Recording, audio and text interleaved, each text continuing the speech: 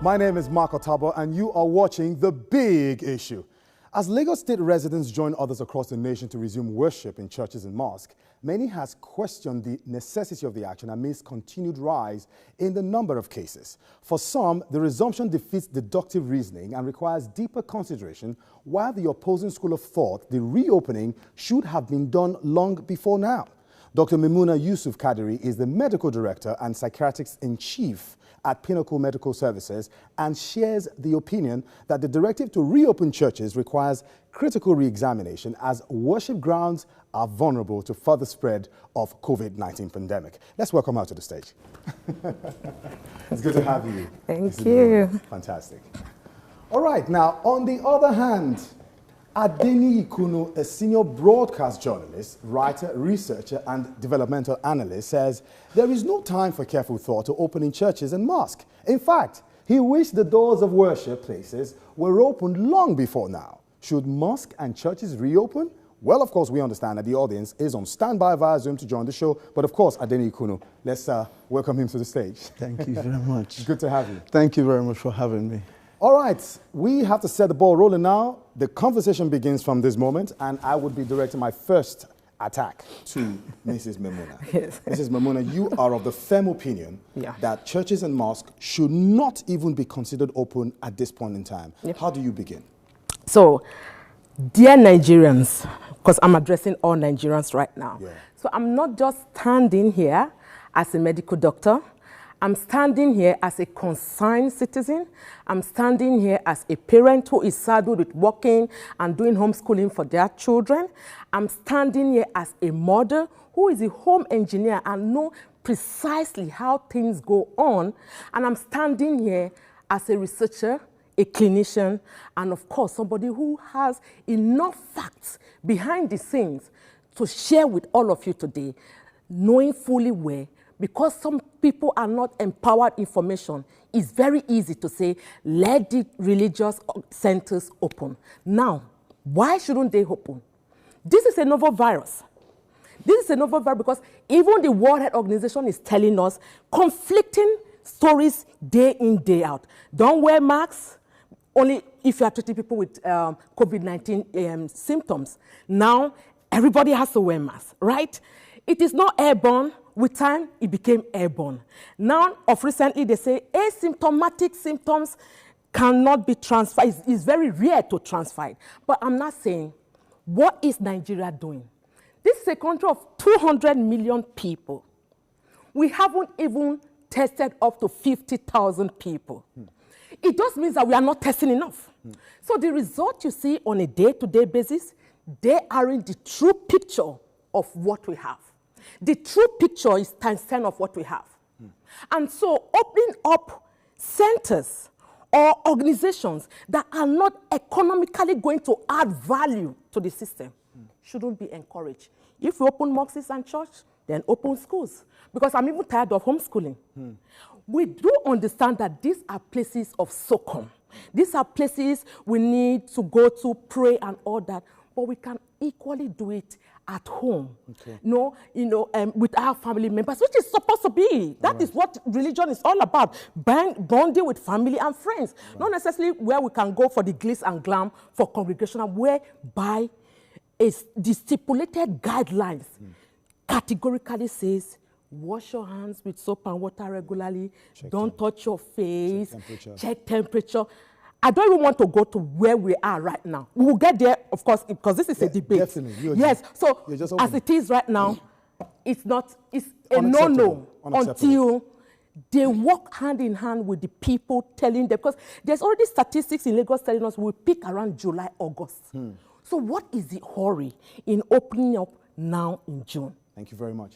Well, I'd like to say here that I'm standing not just as a developmental analyst or as a broadcaster, but as a father upon whose shoulders the responsibility of an entire family, entire in-law, and those extended and connected to it is. And that is what I'm saying here, that long before now, we should have had our religious institutions open.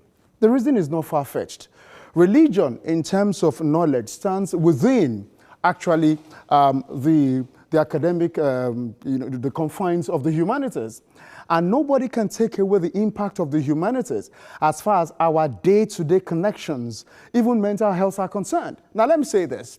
In 2016 of December, or 2019, the Alliance for Mental Health enumerates nothing less than 20 importance of religion and spirituality, telling us that the stability of mental health, the self-worth of the individual, the structures created, the civility that you often do not find spaces for in secular societies have been enabled over the years by religion. As a matter of fact, one thing that many people do not understand is religion is actually, in this part of the world, the foundation for primary ability to read and write. In the 10th century, when Islam came into this space, Islam long ago helped the people of Borno down to the other sides of the north how to read and write in Arabic. And for many who do not even understand the importance of the kind of religion you get in Islam, particularly incorporates astrology, philosophy, mathematics, certain aspects of geography.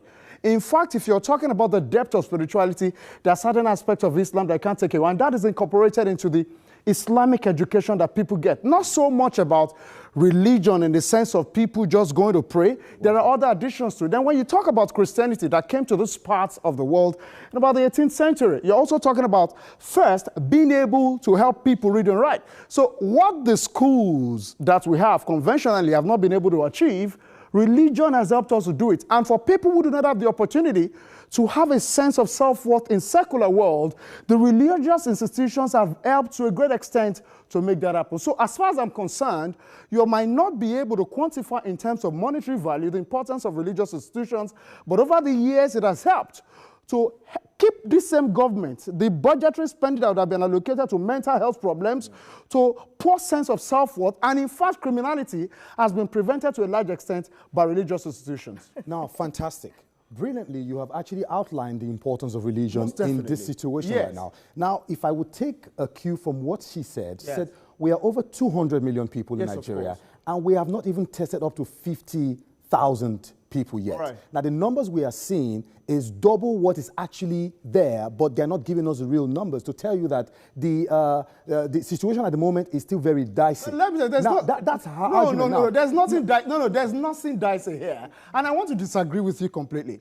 Now, I'm asking the people watching to tell me, between then and now, we've got well over 200 or 300 scientific research papers released by people who are academics, those within the medical sector, medical or operative sector outside this country. But in Nigeria, despite all of the brilliant people we have, because I know we've got brilliant people, why have we not had proper, it's their responsibility, more or less like telling me that in my own field of expertise, I'm not able to do something when the reason calls for it. So I'm saying that the confusion that they are putting in society, not allowing the various institutions, the structures within the secular society, the structures that actually synergizes with political structures to function, is a huge disadvantage. I'm saying here that up until this moment, we've been told from all the papers I've read and all my researches that only 20% of people that actually have this virus will die. So you are keeping 80% of people whose life should actually be properly structured, whose mental health, whose happiness, whose communal connection works, to be away. Then you're also talking about not understanding people. The hoax of fear in this COVID-19 is much more than it. COVID-19 is real. But I'm telling you, the fear of COVID-19 is even much more than its reality. And another thing they're not telling people, the human body has in excess of, I think, 60 trillion or 80 trillion cells. She's in the medical field. If my figures are not right, then she can help me there. And the bacteria, all of the microorganisms need to interact daily. And it is by coming together. There was a paper published, I think, 84, 85 or early 90s about the disadvantage of keeping people apart. And it's very sad that people are making others who should mingle and be healthier to be less healthy. Their immunity is affected by keeping them away from where they actually get mental stability. So let us say this as it is. The political structure over time have not helped people to enjoy the kind of balance and trust they should have. They find it in what? Worship. They find it in religion. They find it in spirituality. So when you take that away, it's a whole lot of problem. We're sitting on a keg of gunpowder here. Fantastic. All right. You can understand the point is coming from.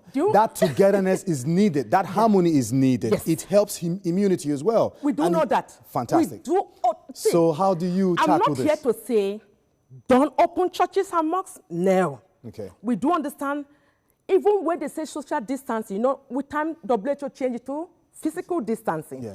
Because it was sending a wrong connotation to people that when you are socially distancing, you're kind of socially disconnected. Isolating people. So they said, no, let's not even use social distancing. Let's use physical distancing, 2 meters apart and all that. Does it not tell about this? Does it not tell about the confusion that is even up there as well? That is why this is a novel virus.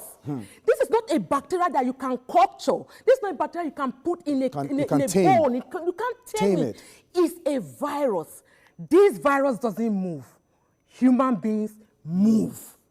Why are we not opening up the event centers? Why are we not? We Lagosians love parties. You know, people are depressed because they are no longer going for parties. Even the Nigerian artists right now, they're all. Do you understand the people that want to go on stage, they can't go on stage?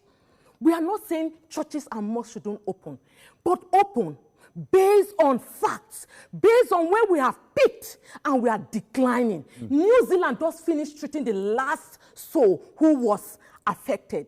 We know what happened in Milan in Italy. We know what happened in New York in USA. We know what happened in Ecuador. People were dropping dead. Is it because Nigerians are not yet dropping dead? What happened to the hashtag of recent, Black Lives Matter?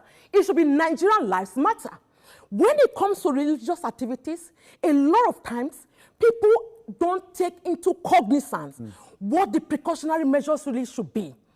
For example, as a Muslim, if you are going to pray, my feet and the next person's feet should touch. That is how the religion has placed it. But of course, if I have to go to the mosque now to pray, that means I'm going to be like 2 meters apart. Let's look at the Catholics, the Holy Communion. But of course, we saw the way they have modified it. Let's look at the children that they baptize. We saw that they are now using the plastic guns to spray water from a distance. These are modifications. So why can't we take it holistically and modify everything? Let's leverage on technology. We are not saying people shouldn't connect, but we do know that connection starts from a unit, which is a family. Why not you connect with your family at home? Do you have to go to church because you have to wear that glamorous cloth for you to go and show people what you're wearing? But we do understand the value of religion in this. We are not saying that. But we understand that there are some people that don't even have families. They are orphans. They don't have people they actually warm up to because that church is the only solace. That's the place they go to. We also know that these people also love to go for parties. We also know that these people also want to go for movies. We also know that these people want to also go for other gatherings.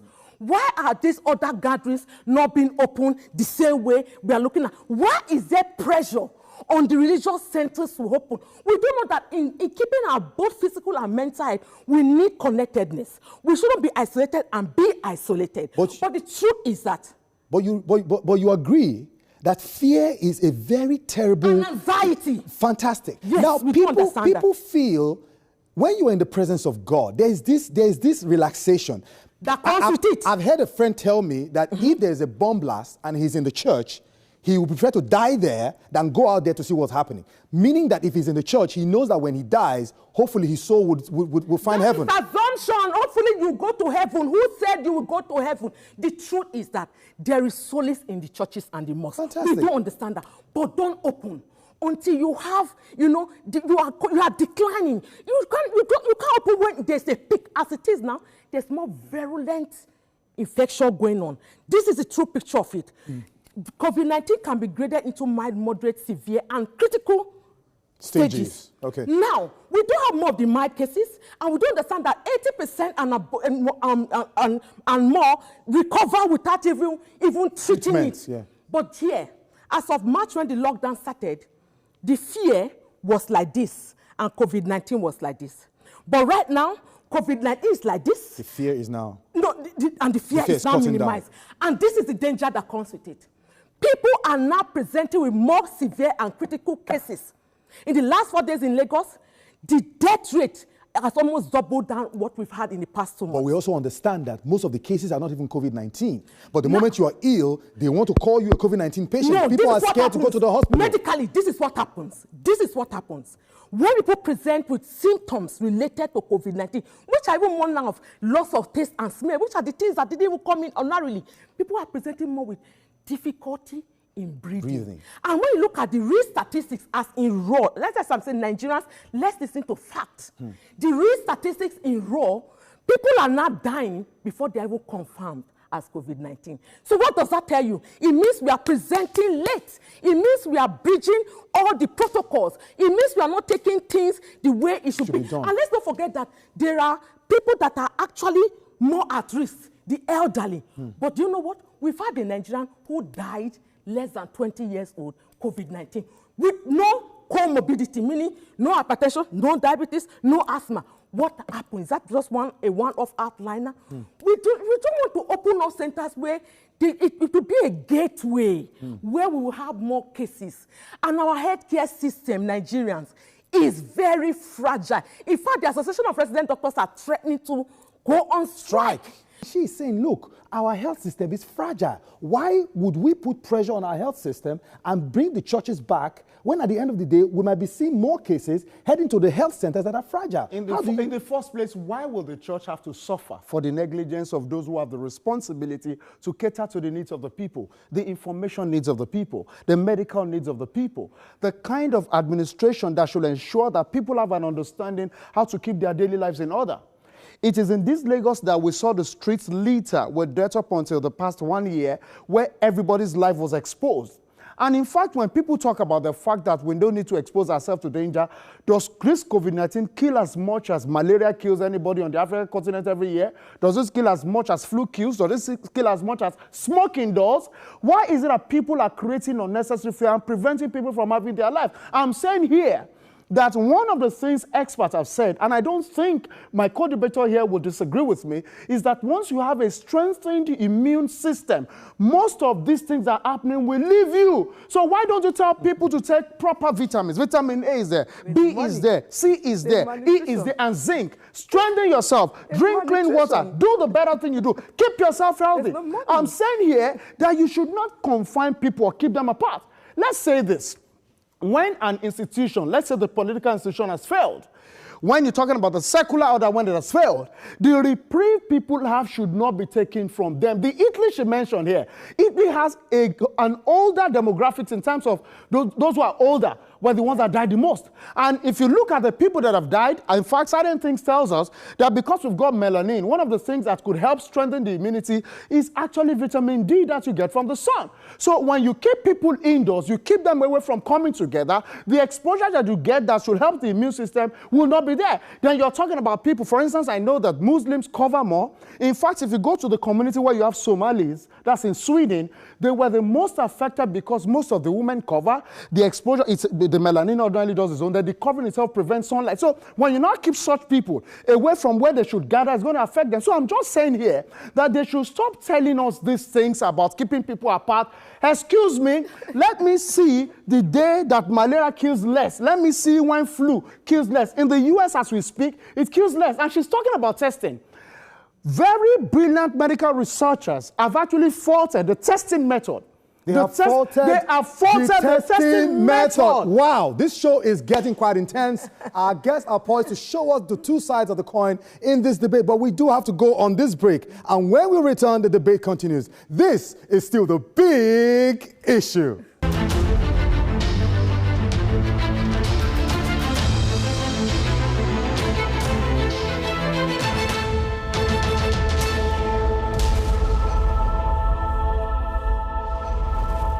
Welcome back. If you're just joining us, this is still the big issue. As a matter of fact, you understand the feeling when it comes to issues like this. It can be very intense, and we're not even done yet. As a matter of fact, Adeniyi has just revealed to us that, look, strengthening the immune system just might be a way out of it instead of creating that unnecessary fear. Now, Dr. Maymunah, you heard what he said. Of course. People should strive to strengthen their immune system. Eat right, eat well. Eat right, eat well, eat healthy, and you just might be on your way to greatness. But why do we even have increased rate in infant and child mortality, and of course our mortality rate in Nigeria is still very high when it comes to malaria, when it comes to other infectious diseases? Because we're not even eating right in the first place.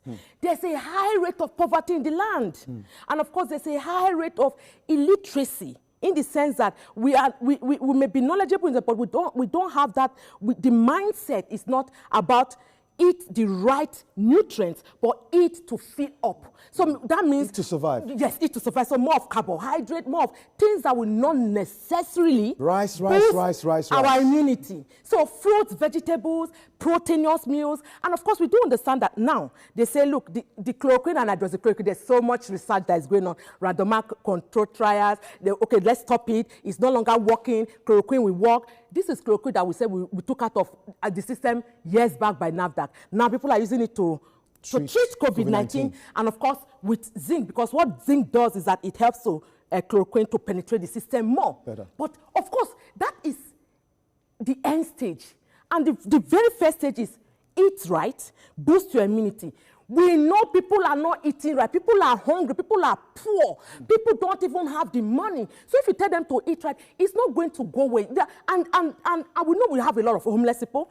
Unemployment is very high. So we cannot say eat right. And for some, one square meal. One square meal. Eat right to boost your immunity, of course. And then if the COVID-19 comes in, you'll be able to survive it. You don't even know the angle the COVID-19 will go. Come from here. So you don't even understand where we are going. Now, the Minister of Health talked about the fact, and the NCDC, DG, and said, can people contribute houses, ministries, churches, their environment for isolation centers? Because when you look at the prediction on how things are going, our isolation centers will be completely filled at a point, and that means we have to go back to start treating people in the community. Now, the true sense of it is that we have, like, let me give an example, like 3,000 people that are positive.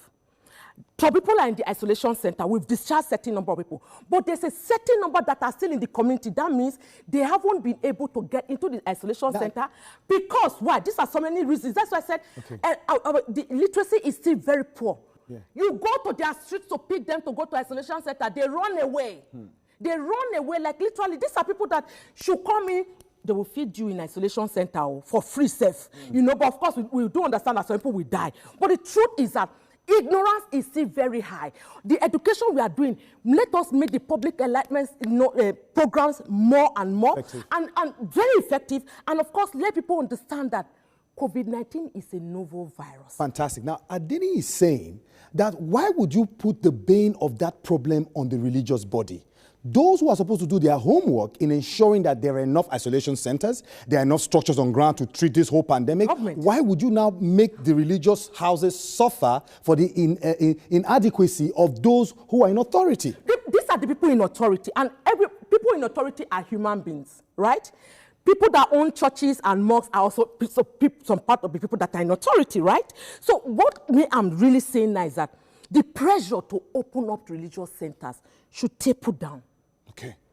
I'm not here to say they shouldn't be open. I don't understand the benefit. Intensity, the pressure is too much. Of spirituality is too much. And when you look at it, what economic value? Because what are the reasons that they are bringing that they should open up centers? They say for religious, for economic, to boost the economy. Economy is going down. We are in recession. We are in this. So opening up the churches and the mosques, please, are they going to start generating money back into the society? Where is the money really going to come into? Schools, event centers, tourism, media, you know, but now we want to open churches that will not bring money back into. We're not tied, so, but the thing is that it's not going to, directly add to the economy. Fantastic. Well, I disagree with that to a great extent with respect to what she said, that opening up churches, religious centers, what benefit there are records that a number of religious centers from Lagos to Abuja gave the federal government of Nigeria and the Lagos state government of Nigeria money. Although religious organizations are categorized under non-governmental organizations by virtue of the fact that they don't actually earn incomes as companies do or businesses, but the reality is those who patronize these religions, who come to pray, believe that because it's a structured organization, it is operating under the laws of the land. So certain things come to the people who actually take care of the flock, as it were, symbolizing those who actually are part of that religion. So from the pool of what people bring, that, okay, this is what we worship, let's add little value from the value we get from here. These churches are able to also meet the needs of those that the federal government of Nigeria and the respective state governments have abandoned practically. Because if we're talking about in a pandemic, you are talking about where people's lives should be catered to. Let me tell you this. The entire Africa spent less than 1% of our GDP As a matter of fact, the GDP of Africa, it's about 2.9, that should be trillion US dollars, talking about the pay parity. Then the nominal GDP is about 2.2 trillion or thereabouts. The GDP of China, for instance, the nominal GDP is about 15 trillion, and the real pay parity of China's GDP is in excess of $29 trillion. I'm saying here that even if those countries have bigger GDPs, they are able to also still cater. For instance, if you look at Japan and China, they spend about from 9 to 13% of their GDPs for their citizens. The whole Africa, less than 1%. But let me now tell you the interesting part. Churches have been the rescue agents for the failures of politicians and politics in this country. And I'm not saying it because I want to indict them. I'm saying that the support that the churches have brought to the lives of people during this pandemic can only make government see them in that light and let them continue. Now, we're talking about religions. Now, when we talk about just Christianity and Islam, there are people who are African traditional religion. On the African continent alone, we have 100 million African traditional religious bodies. Then if you're talking about Christianity in the whole world, we're about 2.3 billion worshippers. Islam, 1.9 billion. Hinduism, 1.1 billion. If you're talking about agnostics, 1.1 billion. If you're talking about Buddhism, about 500 million people. If you're talking about Chinese traditional religion, about 384 million people. That tells you the importance of religion and those who go there. It tells you that it's a structure within every civilization of the world, and in virtually all organized religions, people gather. I am saying here that if government is very serious with preventing this infection, close down all the markets. Let people start ordering food online. Let them bring pepper to your house. Bring tomatoes to your house. Bring bags of garri to your house. Because the community spread of the virus is more prevalent in our markets and supermarkets and all of these places than the churches. But the churches are organized. But you are aware that if that comes into play, some of our old people do not have online accessibility. I am saying that in every system, the reason we elect people is to think within the box, and when within the box is insufficient, you think outside of the box. But right now, there is an emergency. Right now, there's an emergency. Why is it that these emergencies, excuse me, I would say this, churches and mosques are more organized. They sit, they pray, they go. In markets, you hit everybody. You go about, you talk to people, you rub your hands. Somebody would have touched a commodity. 10 other people touch a commodity. I'm saying here that you cannot be using the failings of what government or politics should do, or those who are in the medical fields, and let just the church. Let me tell you this. Just look at market. Let us, for instance, look at Teju Osho market. Is any church in Nigeria like Tejo Market, Yaba Market? I'm saying that people run freely. Everybody just sits one another. In churches, they sit down, they clap. In mosque, they pray. They take their view. They do their prayer. Everybody, they wash. But it doesn't happen in market. So why should the churches suffer? Thank you very much. Why would the school churches must open? Okay. Please, why shouldn't the schools open? We have no burden with the schools. Truly, look at the WAEC. Every child that is in year 12 right now couldn't do exam. And you know what it is for a 16, 17-year-old going through with a lot of hormones, a teenager faced with the fact that I don't even know when my work will be done. And let's not forget that some of them are preparing to go to schools outside the country. They need that their work result. You will continue, but you understand fully well that recently the statistics have shown that parents in Nigeria have not been able to bond with their children because of the work time shift they normally have. Now, this is an opportunity for parents to get closer to their children and understand, you know, how to interact with their kids. I mean, isn't that an advantage? It is an advantage, but you know, exceptionally, there are some parents that are not emotionally present for their children, with or without this COVID-19. They were absentee parents, or they were there, but not there in the true sense of it. So yes, this should avail us the good side of COVID-19, better communication, better bonding, family time, and all that. And that is why even the religious bodies, this is a time for people to even, not the one that daddy will go for 6 morning mass, mommy will go for 7 morning mass, but now you are all at home. Even me that I'm a Muslim, I will drop up before 5. Maybe I'm running to the airport, I'm boarding and all that. But now, 5:30, father will lead us. The boys will stand in the front. Me and my daughter will stand. I can't remember the last time we had this luxury of 2 months. No, we do practically. And this COVID-19, that was when fasting came in. Yeah. Imagine the bonding that we had. See, the religious group, spirituality is endemic in our system as human beings. It's part of humanity. But let's look at how things are going. Let's look at the trend so that we will not do certain, take some certain decision that will drastically lead to Nigerians now start dropping dead on the street. It put the fact that, yes, markets, they do a lot of things on not organized and all that. Yeah. The churches are more organized. That is why they should buy in. To say, look, we are also going to support the government. Yes, the government has failed us. We are not saying government hasn't failed us. It has. But let them buy in also helping us to curtail the crisis, the disaster that we are going to have. According to the World Health Organization, 1 doctor should attend to 600 patients. In Nigeria, it's 1 doctor to 10,000 patients in the urban region and to over 15 to 20,000 patients in the rural communities. So what are we talking about? This is a health challenge. And if you are going to bring crisis into it, where are the people going to help? You saw how doctors move from Cuba and other countries to go and help in Italy and other places. People will not come to Nigeria.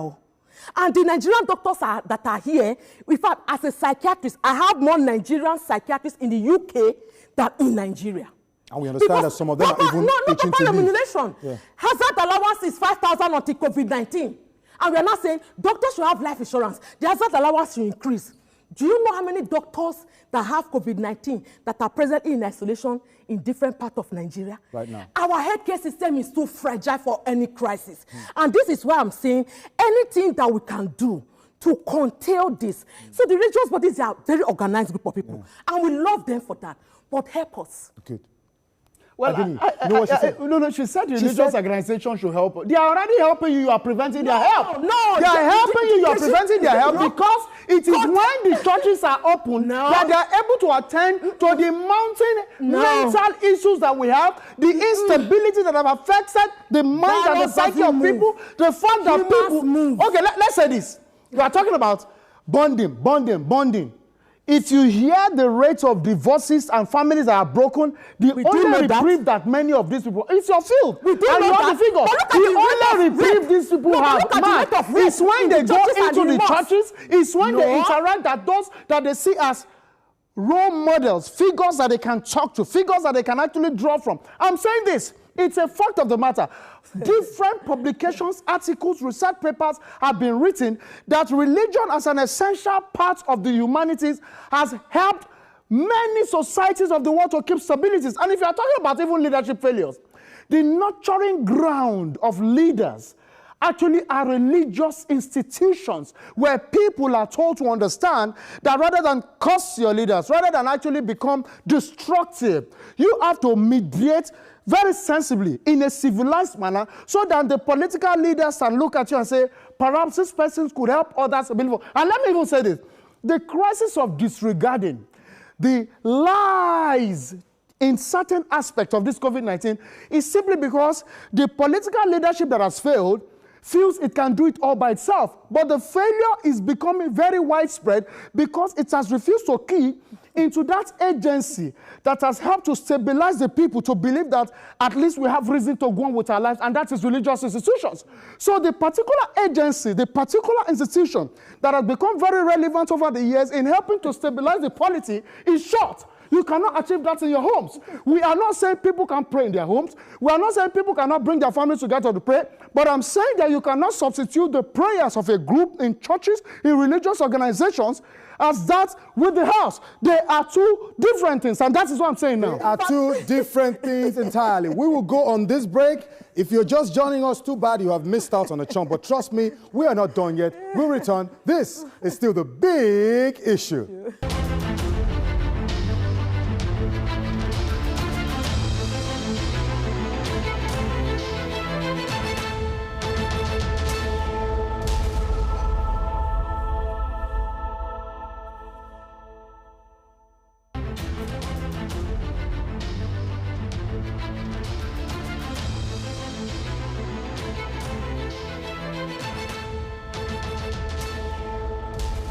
Welcome back. If you're just joining us, this is still the big issue. I said earlier on that we'll be joining our audience via Zoom, and right now we're establishing a connection to have questions from one of our guests out there. His name is Debo. Debo, can you hear me? I would like to direct this to Dr. Maymunah. Dr. Maymunah. Yeah, Maymunah. I've been, she's been speaking on so many things. Church should not open, mosque should not open. And are they going to meet up with the specification of the government? Now, what I want to ask her is this, that there are so many people who believe in, churches or in their spiritual father or clerical leaders, that they feel they can get, that's their healing or probably joy through listening to all these people.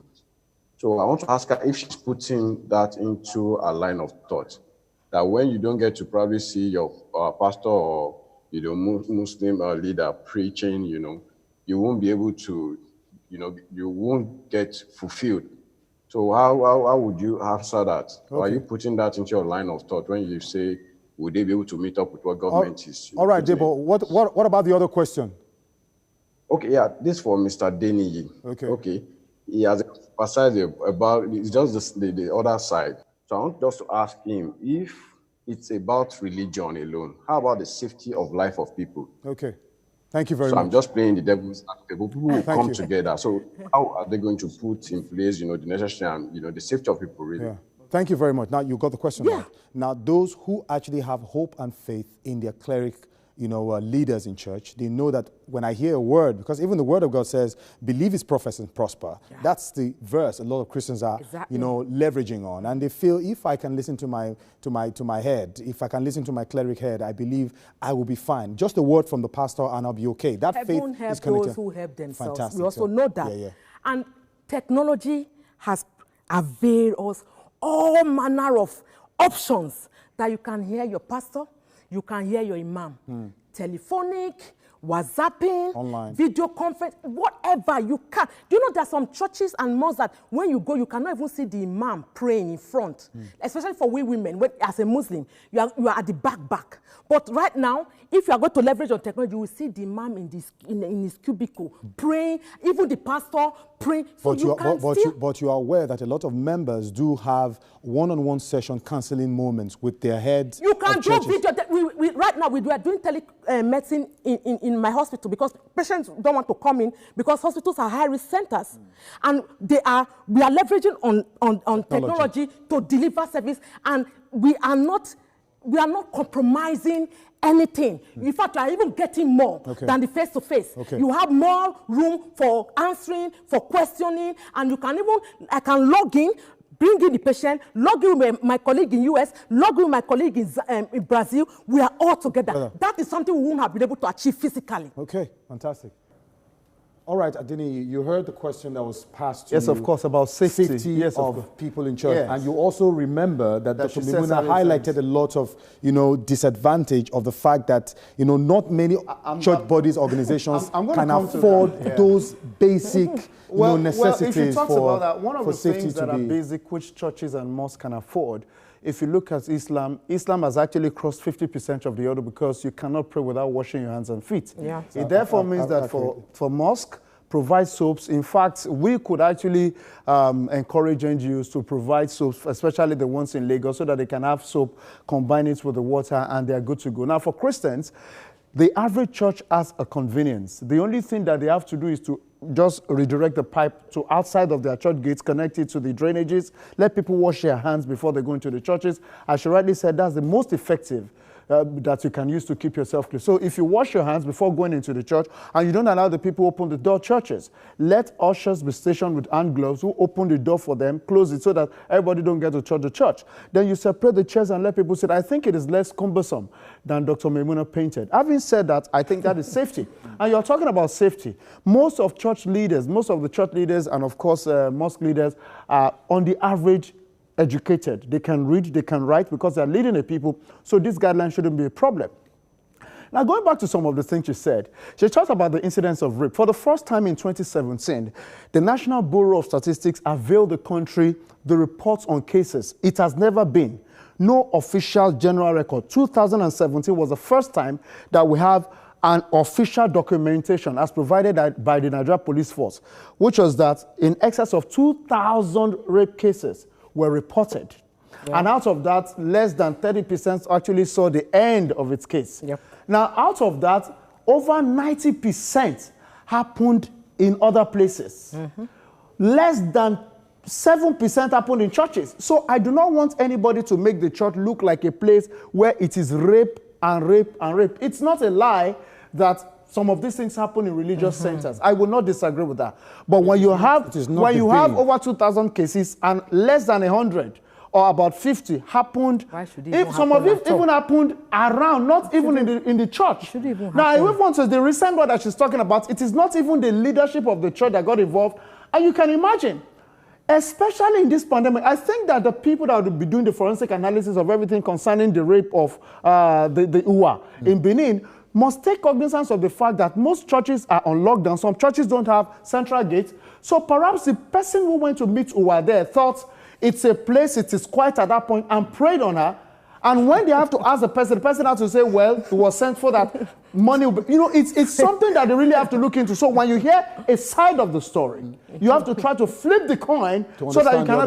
I know that it's quite emotional to rape somebody, and I wrote about it extensively about rape. I did properly research article that I wrote that people should look into these issues. It's not something we must countenance, but let us not put religious centers in bad light. And I need to say this again.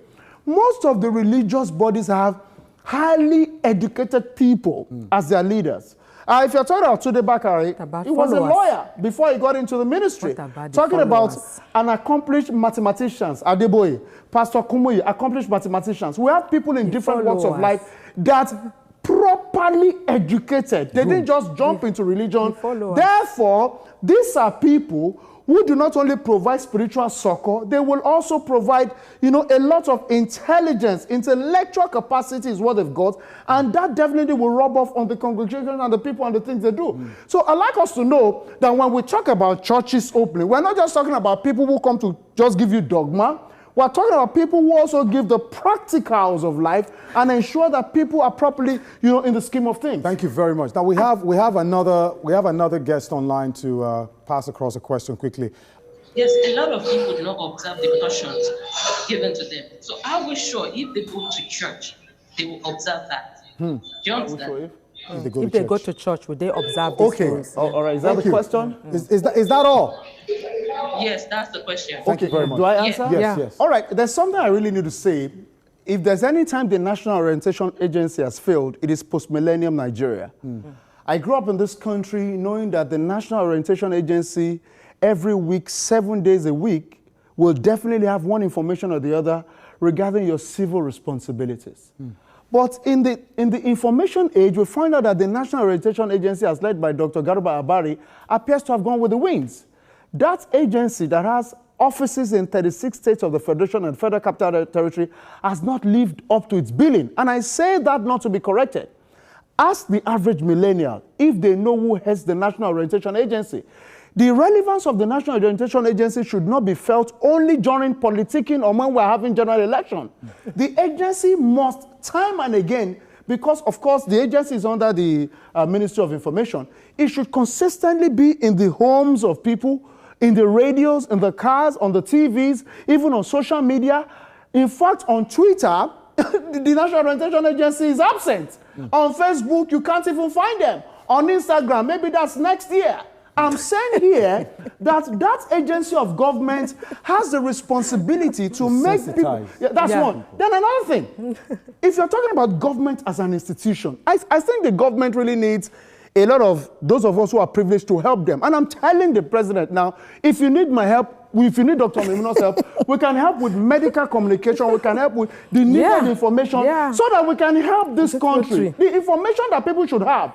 They're not making people believe that even COVID-19 is real. If you see how they troll the NCDC every day on social media, you know that, and these are even millennials. People are looking for Many followers. people still do not believe that COVID-19 is real. I'm not disputing the reality. I'm saying that when government is doing certain things that people look at, you say 1 + 1 is 3, and we have learned that 1 + 1 is 2. You government that you lead in the knowledge area, you are saying 1 + 1 is 3. How do people get it?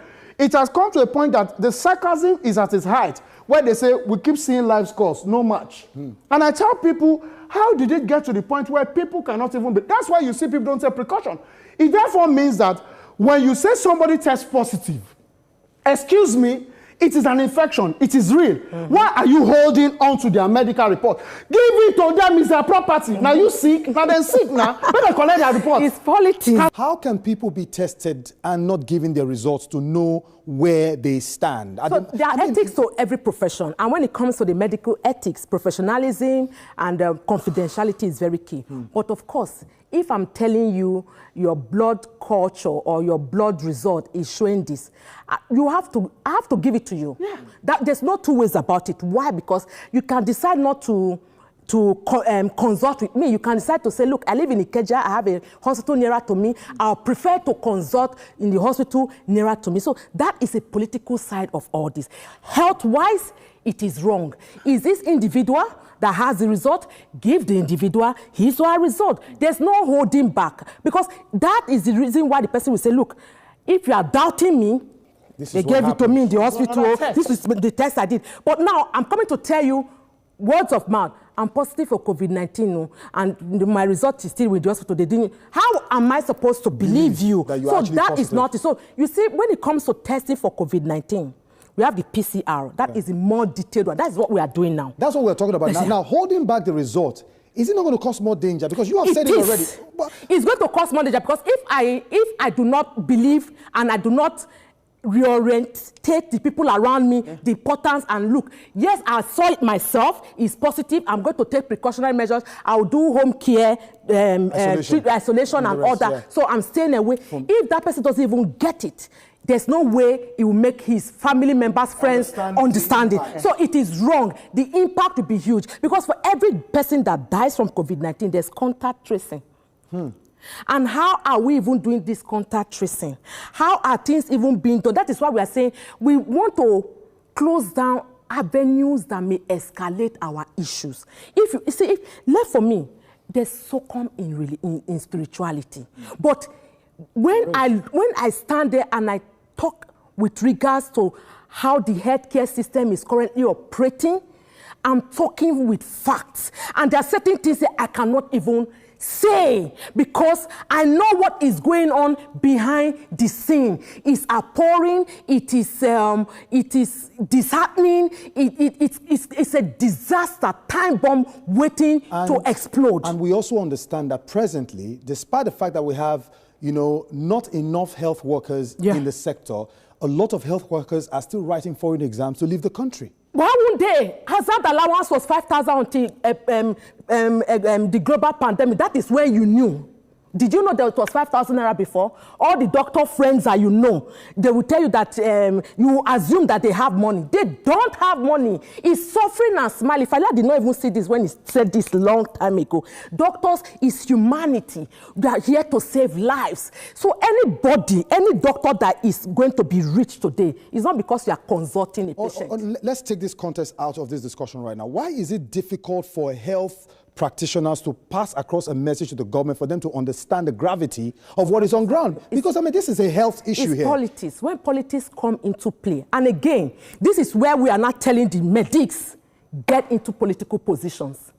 Because truly, and what is happening, if we are not there to also, represent ourselves, there's certain things that can happen that we are not privileged to, and they will just come and push it down our throat. The doctors are just there reading, turning pages, seeing patients and all that. But getting into the political position will also help this sector.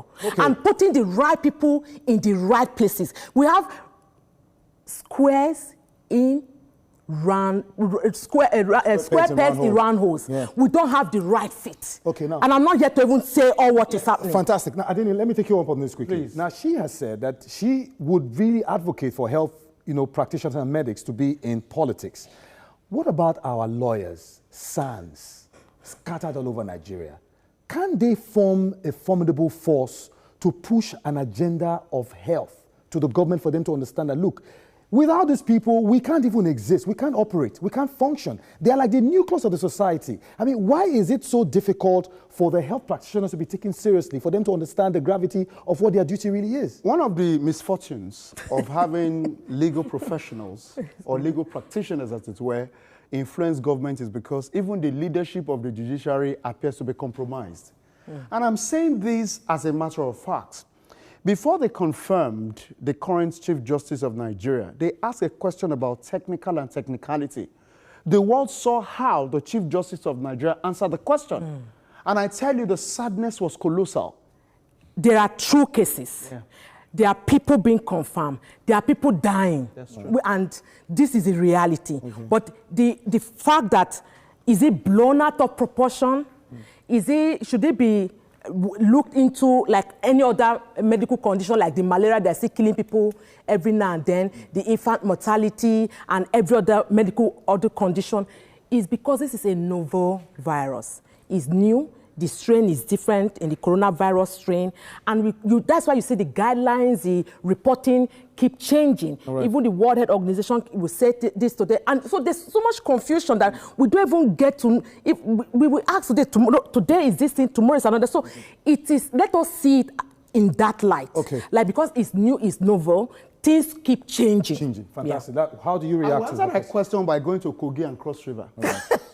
Because up until this moment, the NCDC, as of yesterday, has it on its own, demographics, that Kogi has 3. Yes. But at the moment, Kogi State is still telling you that it doesn't have coronavirus case. And it is so interesting to find that the case recorded by Kogi State has been debated because of how NCDC, first of all, told the state that the man escaped from isolation, and all of a sudden, the person that they said escaped was found at NCDC Center in Abuja, where they conducted tests on him and his son. I'm saying here that that is questionable. The professor we have as governor of Cross River State has told the world that he has taught immunology, and he has even queried the testing method. One of the medical advisors that is always with Donald Trump, at least you can always refer to the US in terms of standard medical practice. Yeah. She said that if you have 100 persons tested, and you say 50% positive, that the 50% left could still be questioned. Right. It's an open fact that people can verify what I'm saying here. It therefore means that there are lots of things being done that are not right, that calls for question, and until we come open and are honest, Nigerians will continue to doubt the leadership. Thank you very much. Now, Dr. Maymunah, we have to round No, let me quickly say this. That is why in Nigeria we haven't seen approved the rapid testing. That's true. Okay. Rapid testing kits, they don't show the true picture of the real virus. Yeah. PCR shows that, unlike the rapid, up until we get the one we want to use, verified by NAFDAC, and then the government said this is the one that we should be using. So that would be like a screening stage. And if you are positive, go to the PCR people. And then from China, please. Don't bring it in from China. Because testing kits used on goats and trees from China tested positive for coronavirus. Right. Yes, we do know that. Don't bring it in from China, please. Now that you have landed. Don't bring it in from China. Now that you have landed, Dr. Maymunah, how do you close? So, dear Nigerians, I'm still standing on how I started and telling us that this is a novel virus. A lot of things are changing by the day, hence the reason why we have new guidelines, new protocols, and that is what we should adhere to. There are a lot of Nigerians that are still confirmed with coronavirus, a lot still in the community that haven't gone into isolation or even got into treatment. But the true sense of it is that people are dying. Our death rates are increasing. Coronavirus COVID-19, which is the current strain, doesn't move. Human beings move. So in as much as we would love to have our churches and mosques open, let us work hand in hand, not aside, but togetherness, which makes us stronger to ensure that we work with facts up until we start having a decline in the rate that we are having now. Thank you. We should pray at home as one family, serving one God. Thank you very much. Appreciate you. Now, I could take that punchline.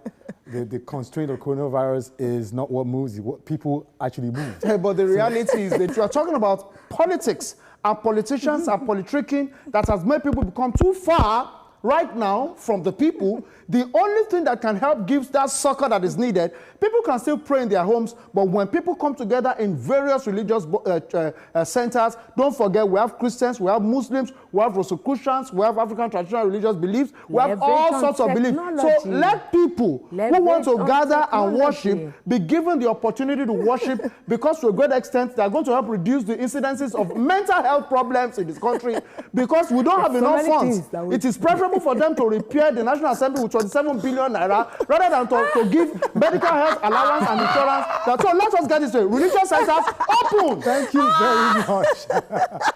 All right, thank you very much. Of course, you heard it on both sides, and the argument is so on. Trust me, this conversation cannot end in a moment, cannot end forever. We have to keep it going. And for those of you just joining us, too bad you have missed out. And this is where we come to the end of the show. You heard them. It's been an exciting and a very wonderful time. For watching this debate, you can follow the conversation on our social media handles at TVC Connect and at TVC News Nigeria. My personal handle is at Mark Otabor, Twitter, Instagram. Engage me with the hashtag #TheBigIssue. Always remember that if the issue is not big enough, it has no business here. Ladies and gentlemen, till we meet again, this is still the big issue. Thank you very much.